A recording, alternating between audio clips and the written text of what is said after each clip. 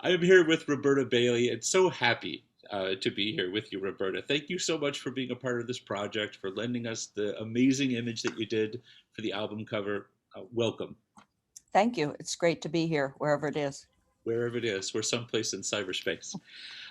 So, with all of the artists, with the three musical artists as well, I've started this conversation by asking the same two questions, and then we'll just take it from there. Okay. But the first question is, since the the topic of the project is sickness and solitude, the first question basically is just a check-in. How how has this last year been for you with the pandemic, the protests, the politics, everything? How are you holding up over this last year? 2019 was actually one of the absolute best years of my life. So going into the 2020, I was feeling good, and then everything went awry. Luckily, I'm pretty much of a recluse anyway. I almost never go out in the evening Mhm. after dusk, really. Dusk is my farewell. And I have a dog, so I go to the park every day in the morning and spend, when COVID, I was spending in the nice weather 2 or 3 hours every morning in Washington Square Park with my dog. So that was actually kind of nice. And then I'd come home and I cook, so I cook for myself. So in theory, my schedule hasn't really changed that much over COVID. However, intellectually, you just realize there's something terribly wrong, that you can't do anything rather than you have chosen not to do anything. And so you just go back and forth, saying to yourself, well, you might not be going out anyway. So what's the problem? I hear you. I hear you. So So what made 2019 so great? You had was that your show I went to, in I had Brazil? a small show in Manhattan called Summer and Smoke Hmm. at a little gallery called 72 Gallery on Orchard Street. That was sort of an impromptu summertime show because no one is in New York in the summer. So I thought it was a great time to have a show because only the really desperate people would be there. And it worked out that way. Everybody that I didn't want to come was somewhere nice in the Hamptons. But I also went to Berlin, where I'd never been, and I went to the Ramones Museum and gave a couple of presentations. I again saw my friend John Cooper Clarke, who is one of the artists I really still go out of my home after dusk to see once a year. So that year I saw him twice because he was also performing when it was Roberta Bayley week at the Ramones Museum, which was Nice. fabulous. I love to meet the fans. And it was just a great year. I really had so much fun. And, I'm old, I'm just 70. And I thought, wow, things are pretty good. What's the problem? I'm supposed to be really depressed. And I just wasn't. I'm veering towards it, but I think I'll be Right. okay. We'll have another good year soon. Mhm. Well, the second question was, and you sort of touched on it a little bit already, was with our theme of sickness and solitude. I just wondered how do these words, do these concepts, have they informed your life at all? Have you had to go through periods of sickness or solitude in the past? Yes, absolutely. I'd kind of Yeah. forgotten about it. I think I always get the dates wrong, but I think it was a very endish of the 80s into the 90s. And I got very sick with what I guess they call chronic fatigue syndrome. It was never Mm. diagnosed. I didn't have health insurance. I just basically stopped being able to function. I couldn't concentrate enough to read a magazine article or watch television. I, was healthy.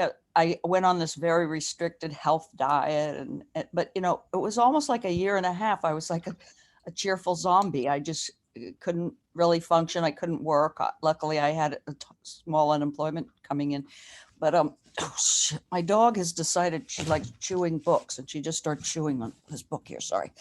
So Does she have good taste? What's she chewing on? she only has good taste. That's the bad thing. She only chews the books I like.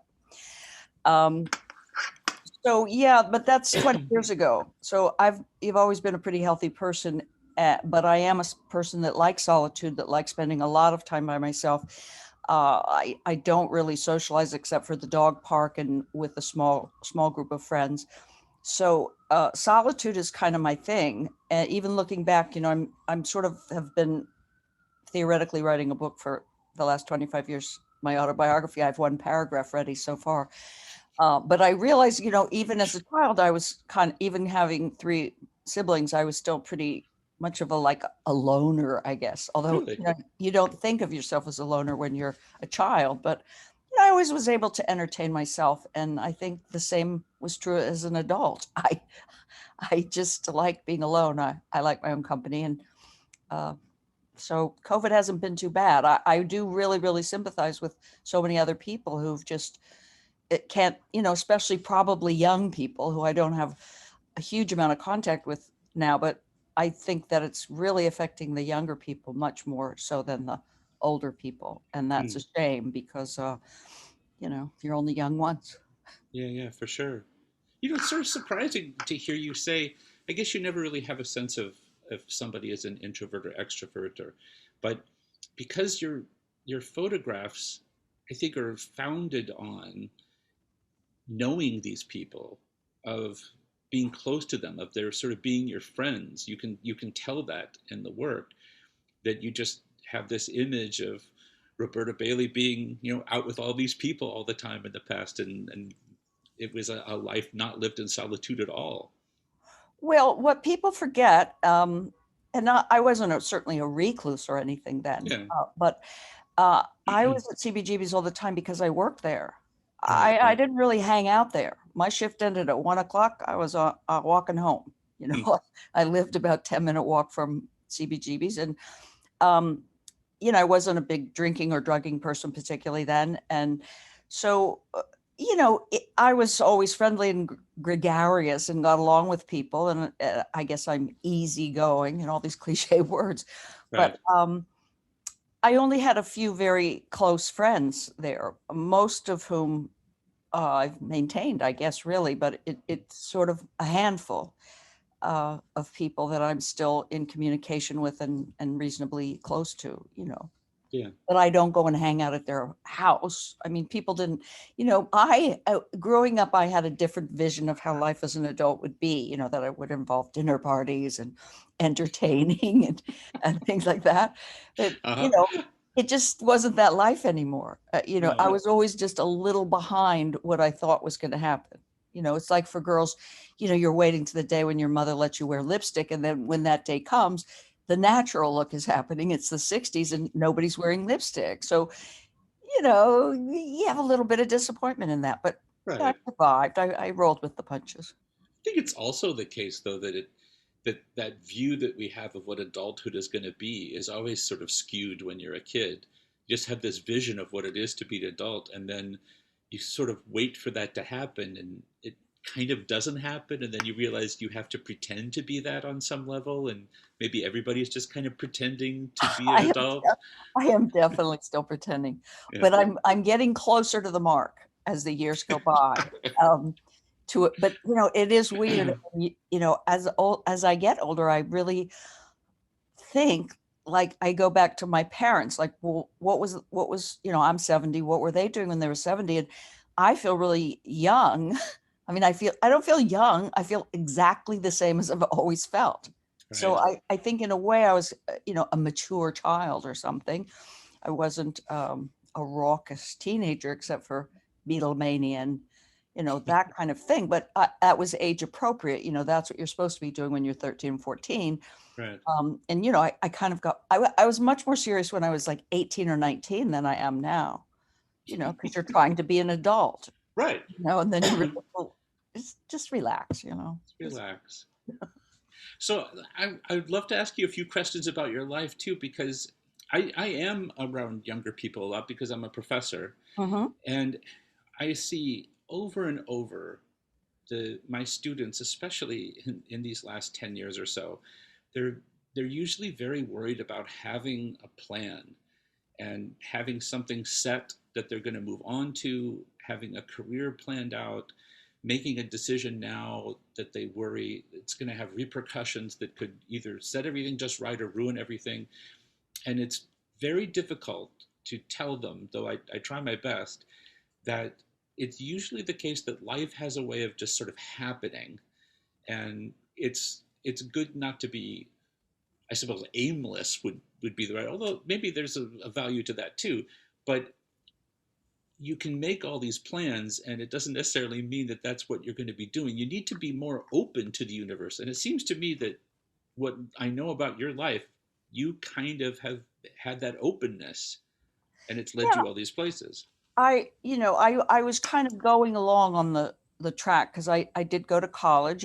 I loved college. I didn't like high school. I was ready to get out of high school, but I liked college because you could pick topics. You do go through general Yeah, studies, so yeah. I could do anthropology and I could take sociology, and it was really interesting to me. And so I went for 3 years, but I was an English major, and there wasn't like a job that you would an English major except teacher.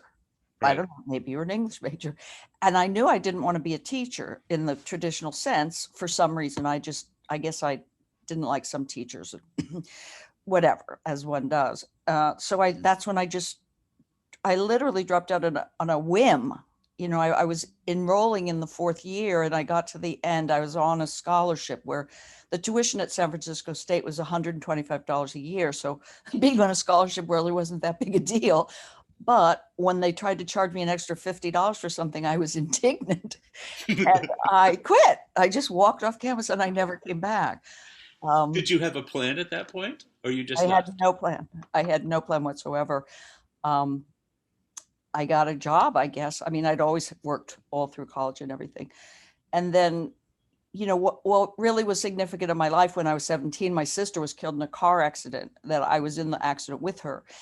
And that was just a major bummer in my life. It really, really affected me. And I think I probably went to school for a year or two after that. That was just before I went to college.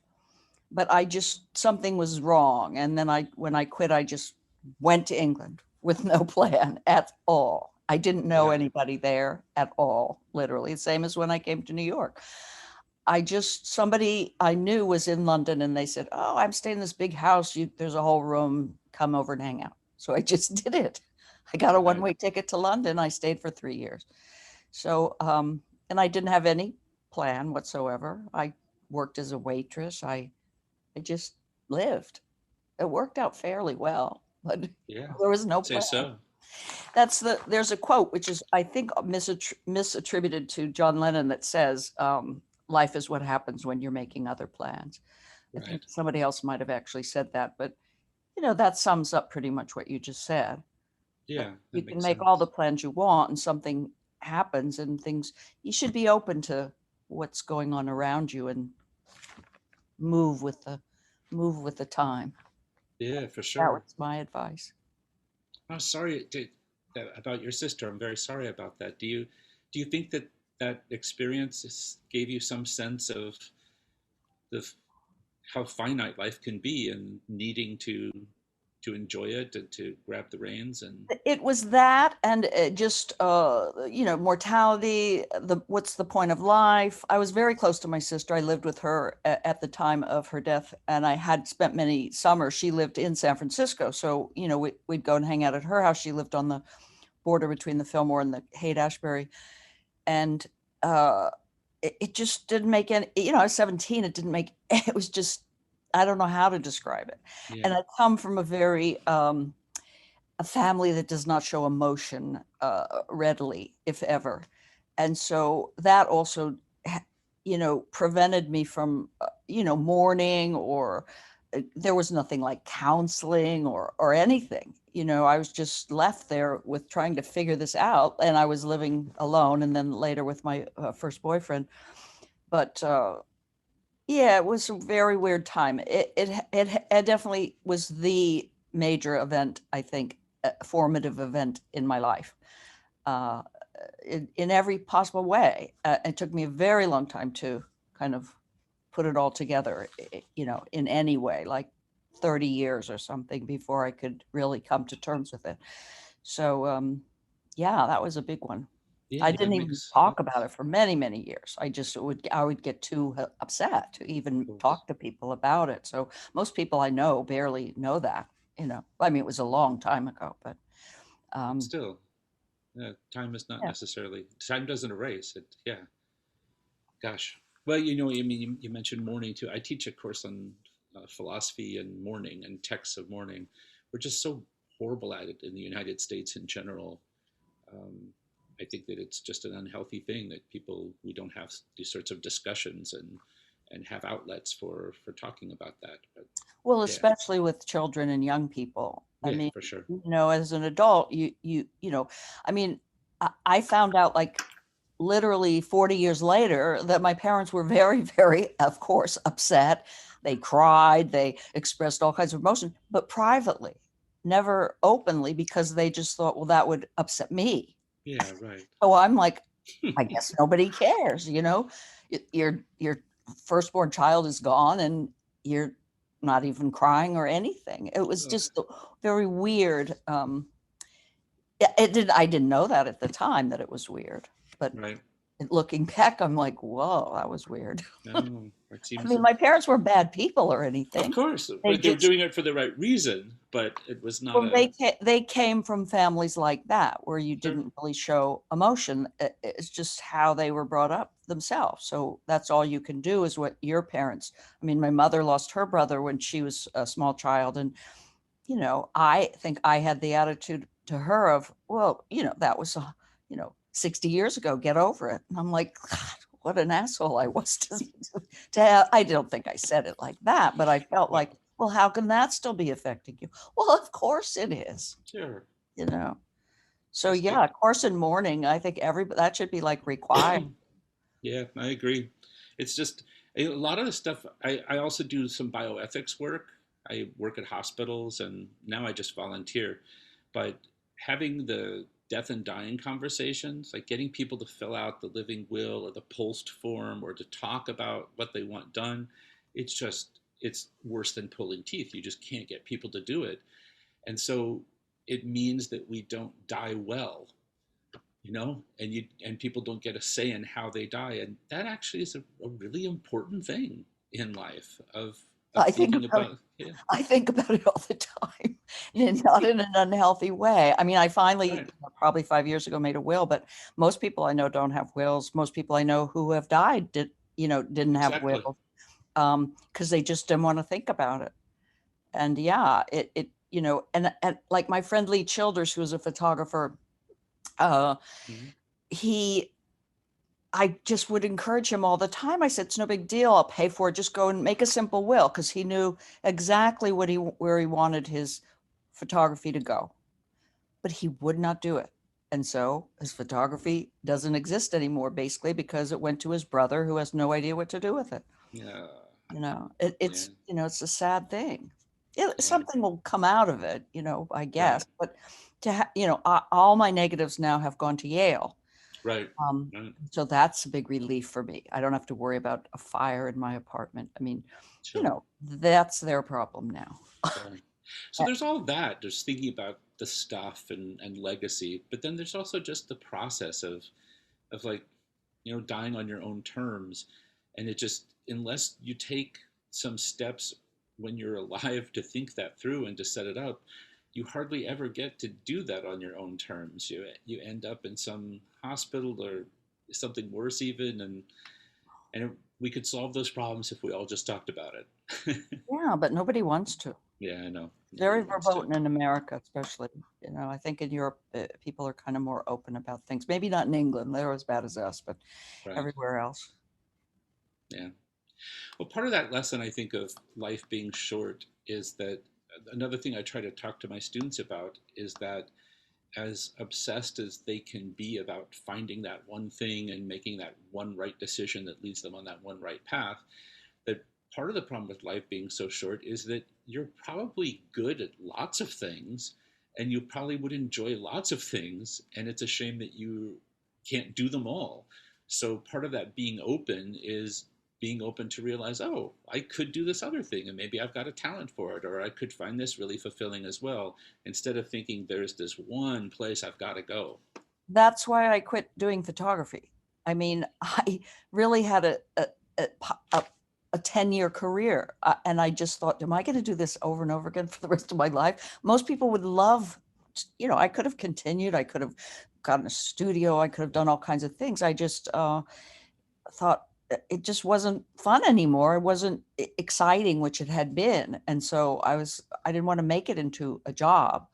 And so I just kind of, it took me a long time to extricate myself, because when people say to me now, what do you do? I say, I'm a photographer, even though I haven't taken a picture for 20 years. Not, that's an exaggeration, but not professional, you know? Yeah, right. So, I heard you say once that you didn't want to have a career, yeah, right? well, Yeah. you know, in the normal sense, Hmm. I did exactly with no idea for the future. I just did what I was doing and was really enjoying it. I wasn't really making any money, but I didn't feel pressured, because I have a pretty cheap lifestyle, and I still do. That's the key to success, I think, is just, Right. not being a slave to your home or property or rental or all that, to get that under control, then you could sort of relax. But that's awfully hard to do now. Yeah, That's what's the main thing. Well, in New York, of course, that's the main thing, is it's impossible to live here now. sure. I do have a lot of friends through my group of friends at the dog run who are NYU professors. So they're dealing with young people all the time. And, I know a lot of their children. So that's my interaction with young people. So I do know a lot of really bright ones, as I'm sure you do. But still, the things they're figuring out are, I don't know, it must be really hard. Yeah, it's rough. And I think as soon as you buy into part of the whole system, it sort of just gets its claws in you, and you think, oh yeah, I do need to have a career, and I do want this stuff, and to support this stuff, I've got to have a place to put it, and to have a place to put it, I have to be able to pay the bill to, and it all just becomes this huge thing. The one thing that I tell my students, regardless of what class it is, I say, if you get absolutely nothing out of going to college, that you should at least remember this: that it's the easiest thing in the world to look around you and to say, yep, this is normal. This is how people have always lived, and this is how people should live, and this is the only way that I can live. That's super easy to do because everybody's living that. But pretty much every way that we're living now is a kind of recent experiment for human beings. Nation states, capitalism, nuclear families, large cities, all of this stuff. There are so many other ways to live a life um, that Well, you don't limit yourself.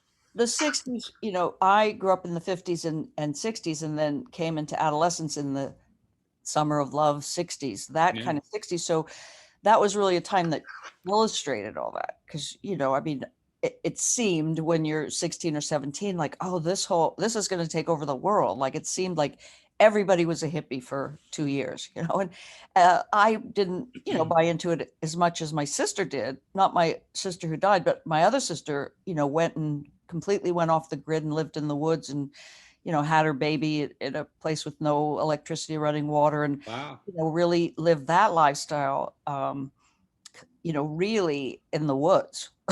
I mean, wasn't recommending that. The thought of communal living was like the most frightening concept I've ever, encountered. And I Yeah. lived very briefly in a communal setting, briefly, because I worked at the Haight-Ashbury Free Medical Clinic. And when I had dropped out of school, I didn't have a place to live. So they gave me a room in the Haight-Ashbury Free Medical Clinic house. It was this big Victorian Haight-Ashbury.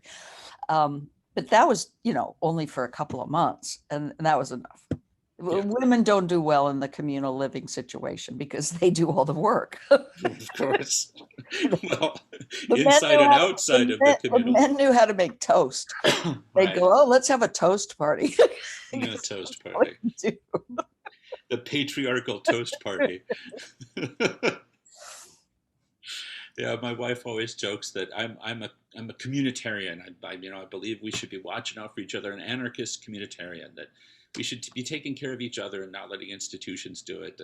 But she always jokes that I would be the person not living in the community, but the hermit that lives up in the mountain a little bit and comes down every once in a while and really appreciates them, but kind of has And his own sometimes cave. a soul will walk up to the cave and ask you a question and then come back. It's right back to that messenger Yeah, thing, right? right. You'd be The like a philosopher in the sage, cave. the sage on the hill in the cave. I think that could be a thing. you know. Well, that's another thing. Like philosophers, so the difference between being a professional photographer and an amateur photographer, or having a career in photography, in philosophy too. I mean, philosophy, of course, when it starts in the West, this is not a profession.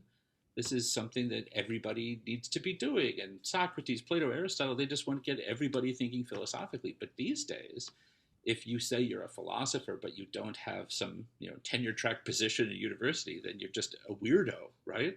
It's almost as So weird as being a poet.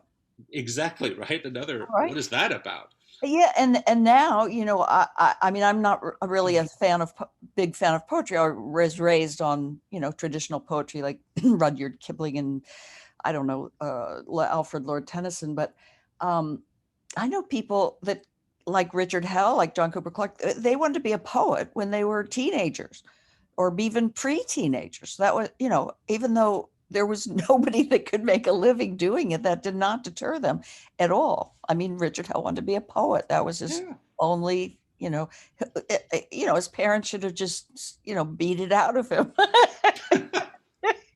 No.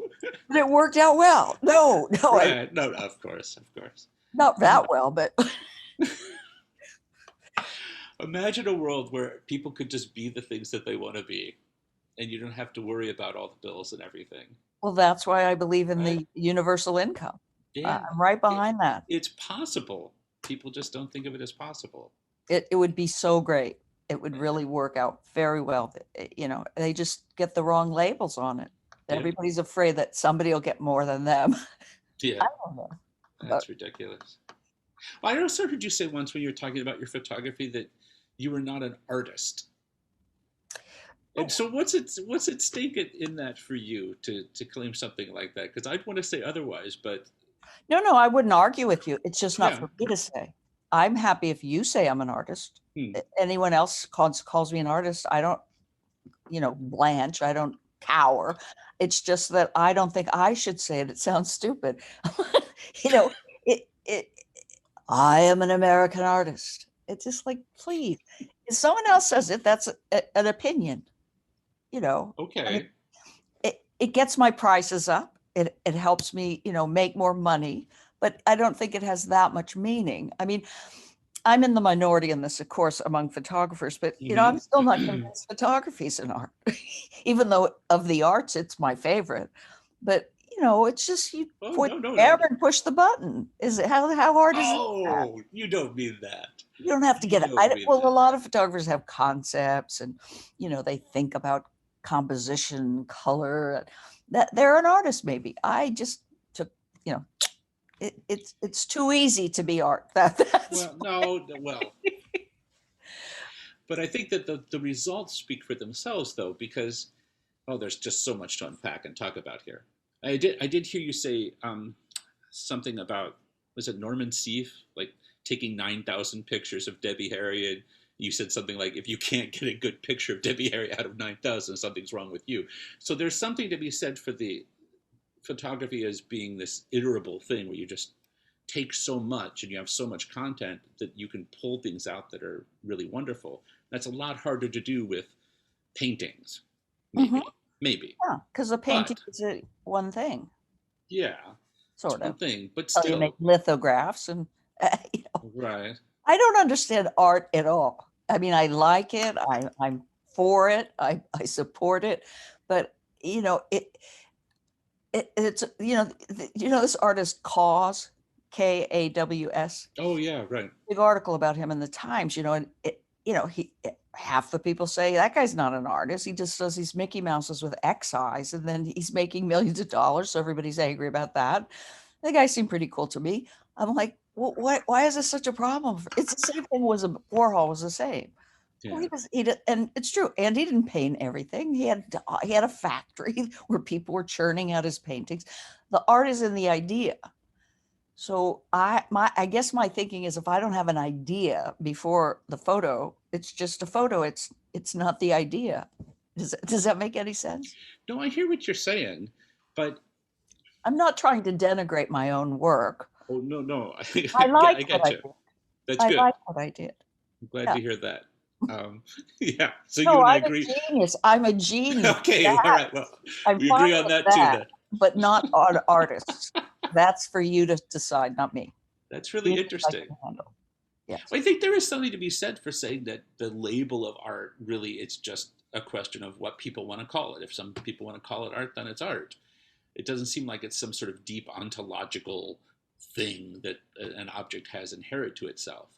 Well, But see, I when would you go say, back in history, um, the things that we now think of as art that is in the museums and things, that they weren't thinking of it as art. It was sure, more of a craft. All these objects that people carved, and I mean, they're fantastic. But where does the art? The art is to me in the concept. yeah, One of the best shows I saw pre-COVID was I guess it's bamboo weaving at the Met. It hmm was just the most astonishing, these baskets and sculptures that had been made and kind of woven. And some of them were hundreds of years old, but some of them were contemporary. And they hmm were just these incredible things. But it to me, that was more like a super craft, but right, it's also art, I guess. right, and quilts and things like this, like No, let's not go to folk art, quilt. Let's right? not go to quilt. But then But it's usually tied to women. These things that don't count as art too. So that's a little troubling. I think quilts can be art. But I just say that because my one of my aunts was a quilt freak, and she went to all the quilt fairs and art fairs and everything. And Right. I folk art I have a problem with, unless I like the folk art that's made in prisons, Mm, out of found yeah. materials, and the outsider art. The Museum of Crafts in New York used to just have these amazing things that some prisoner would make out of gum wrappers and shit. And I was like, that's art. Yeah. I don't know. It's a malleable question. It is. You can never get to the But end. but let's think about photography a little bit to see what you think it might be missing, because I understand when you say if somebody has an idea and then they want the lighting set a certain way and they pose someone's arm just a little, that you're sort of like creating almost like a statue or a tableau, and that you might see what you're doing is different because you were taking photos that were either while people were performing or not giving them a ton of direction. I think when you were taking, like, shooting for an album cover or whatnot, I get that. But you are making all sorts of decisions. First, just the idea of the camera, you're putting something in the frame and something else not in the frame. That's a value decision right away. Then you're thinking about how to frame that, right? But see, Then you're thinking I was about, never thinking that. but I you don't. were. Oh no, I know what you're saying, and I Yeah. agree, but it's happening so fast. I mean, I really did enjoy, for the most part, until I stopped, the actual time of taking the pictures, because you get that what they call flow. hmm And you're just in the moment, you're under this pressure because you have a subject, and you're on a time limit, and you just forget about everything. I mean, I would, I'd be thinking, I hope I took the lens cap off. That would be like my main thought. I wouldn't I wouldn't even be thinking about what the person looked like, right. unless they looked away, or they looked bad, or something distracted me. But But that's kind of my point, right? That you're in the flow, you're in that zone. That's a sign that something's going on. I agree. Yeah. I just Yeah, don't know how to define it. I yeah, guess it's like, if it seems too easy, how can it be art? That was the thinking. And it's the same thing. How can a Campbell's soup can, it just painting a Campbell's scoop, how can that be art? right, And you kind of say, yeah, you're right. How can that be? right. Why isn't the can the art? You know, Well, there's the old cliche of I could have done that, with the response being, yeah, but you didn't, right? Also, there was a great cartoon in the New Yorker recently, because people always say, "Oh, my kid could do that," hmm and they were looking at this painting, and the little kid was like a miniature Jackson Pollock, smoking a cigarette, dressed like Jackson Pollock.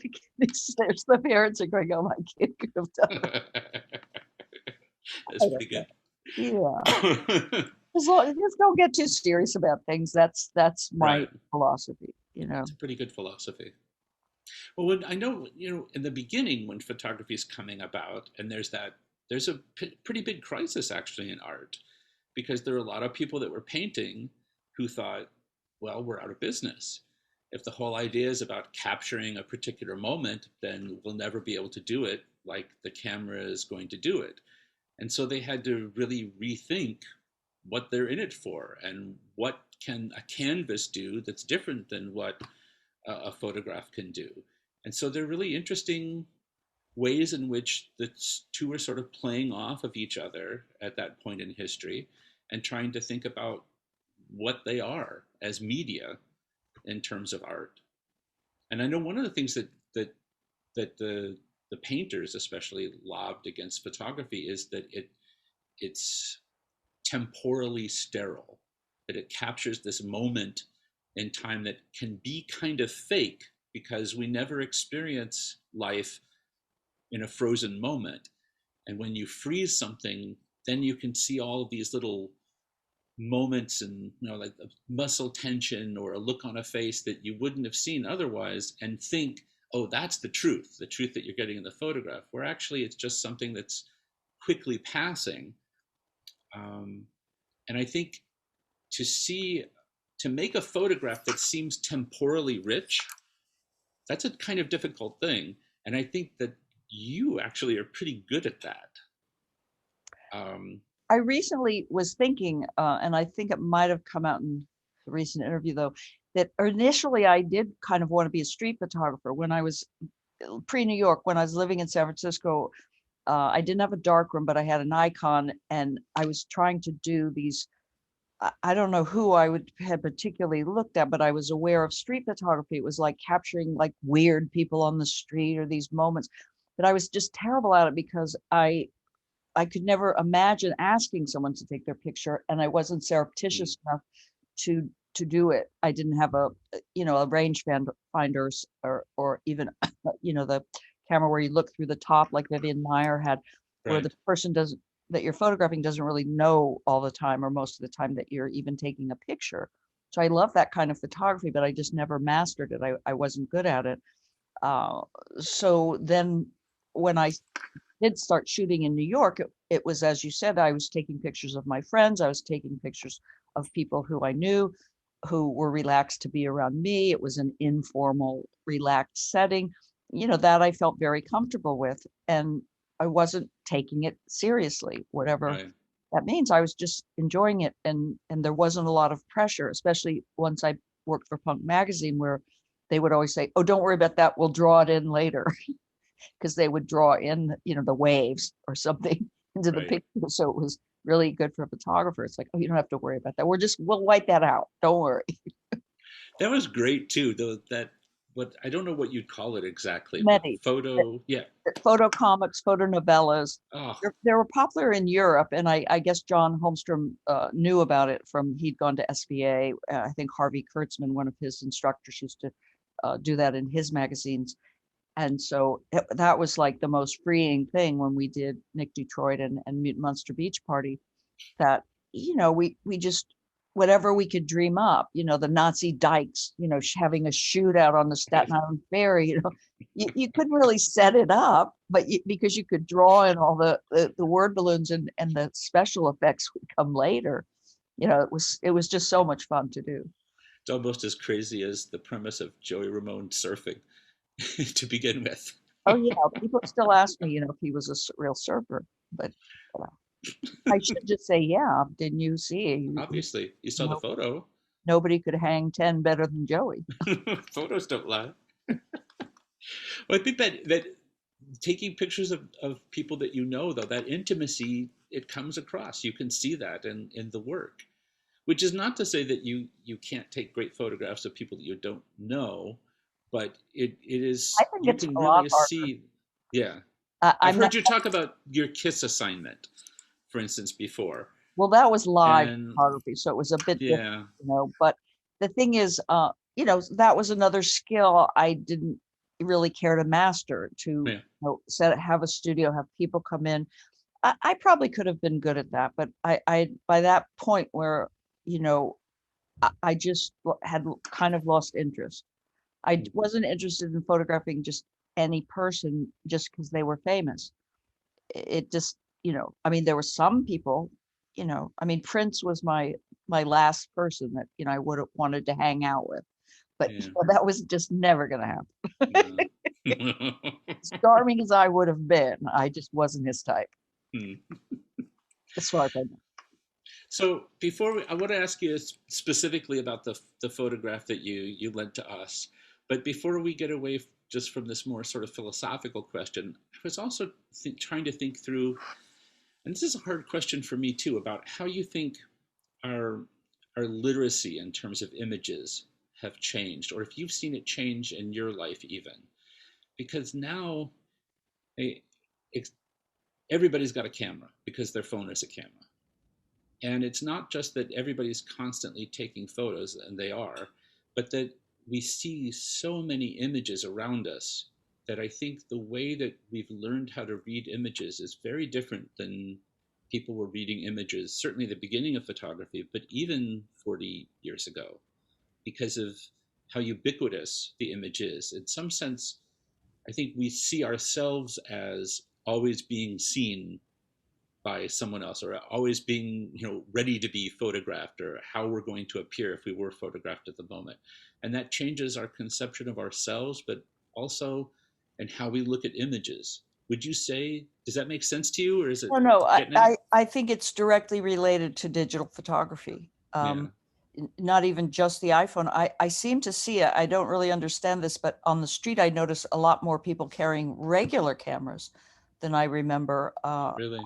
Yeah, in addition to their phone. I mean, they have their phone too, but yeah, digital photography. I mean, regular photography seemed, analog seemed easy to me. Digital photography seemed way too easy, and it was almost like you could be Norman Seeff. You just could press the button 1,000 times and it was free, and there was no repercussion financially that you'd have to buy film and get it developed and all these other things that has to affect how you I knew on a roll of film you have 36 exposures and that's all you have, and then you have to pay for the processing and the blah blah blah.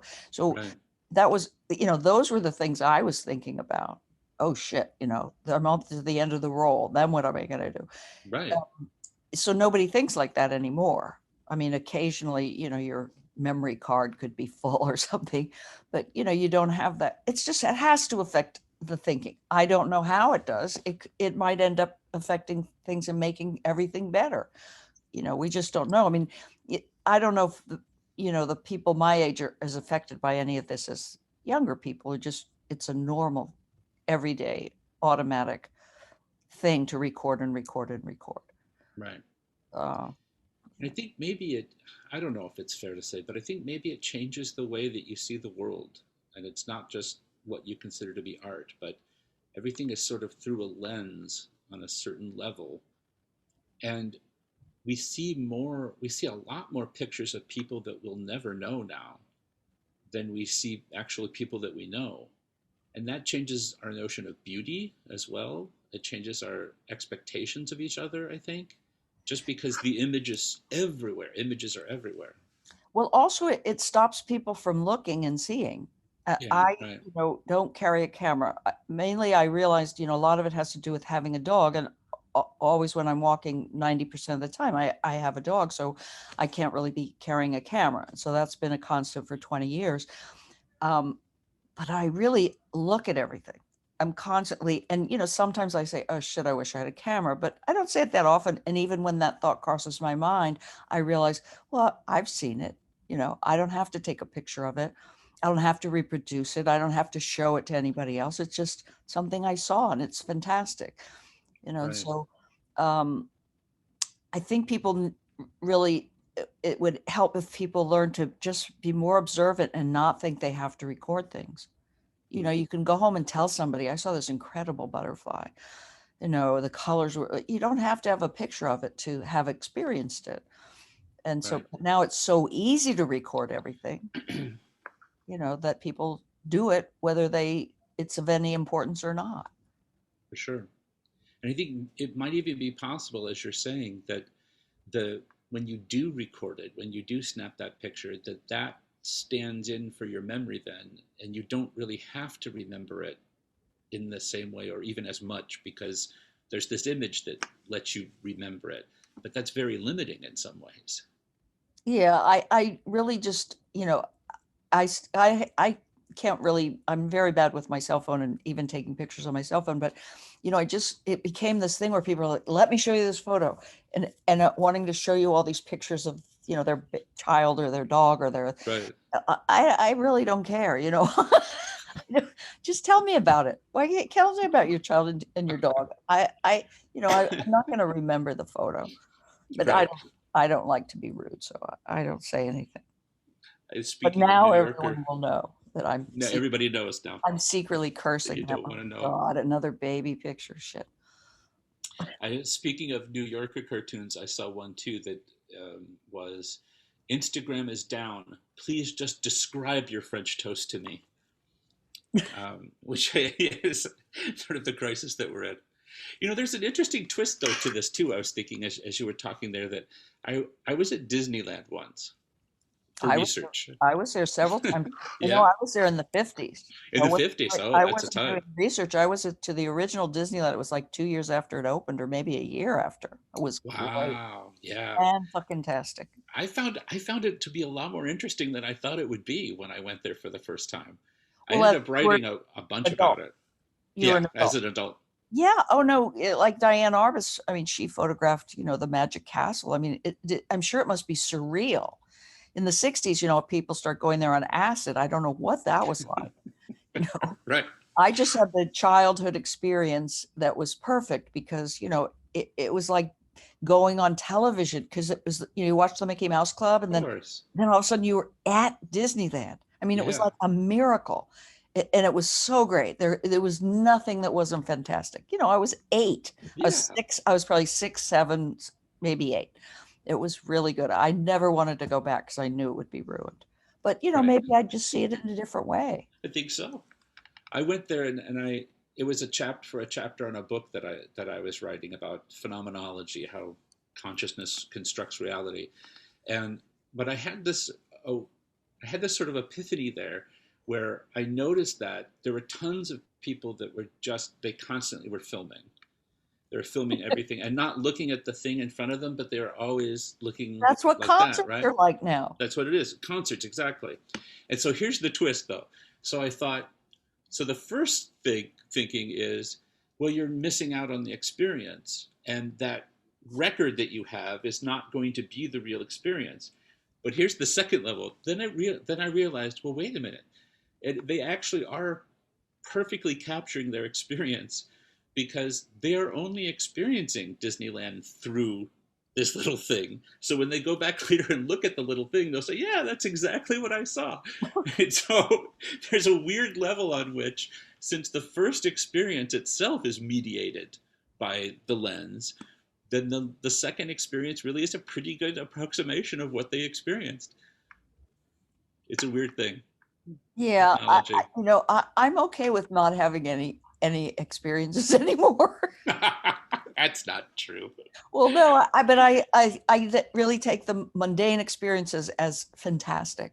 Yeah. I go to Washington Square Park. I see, babies doing weird things and dogs and all kinds of great stuff happening.